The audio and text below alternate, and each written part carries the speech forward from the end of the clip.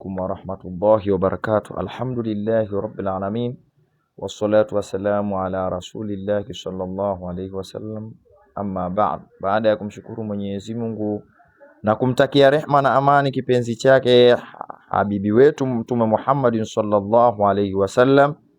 Kwa hiyo tupo katika namna ya kufundishana dua, namna ya kuanza dua na kumaliza dua. Insha Allah leo nitatoa faida moja ya swalatu nar, swala ya moto. Hii ni kweli swala ya moto, ukiifanya hii unategemea matokeo makubwa sana ambayo kwamba yatapatikana. Kwanza, matokeo ya kwanza, faida ya kwanza riziki.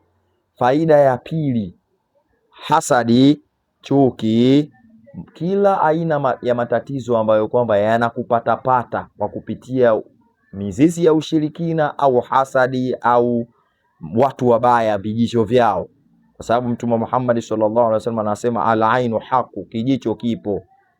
Sio sawa Muislamu kulalamika mimi nafanyiwa hasadi, narogwa, nafanyiwa hivi. Hapana, mrudie Allah tabaraka wa taala. Swalatu nari isome asubuhi na jioni mara 41, au kama utaona idadi hii ni ndogo, soma mara 313. Idadi yake ambayo kwamba ipo katikati ni 1000, idadi kamili ni mara 3000, au unaweza ukasoma 1500.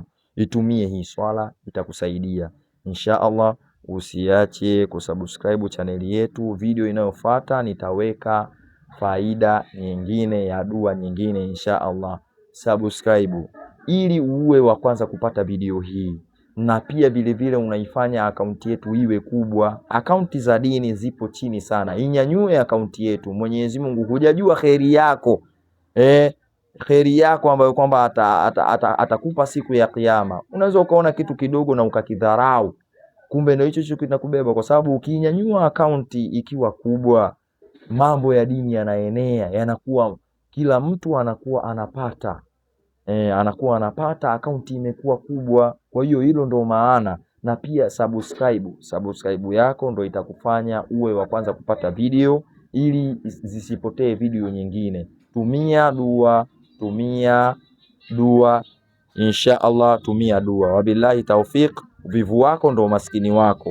Wa hadha, assalamu alaikum warahmatullahi wabarakatuh.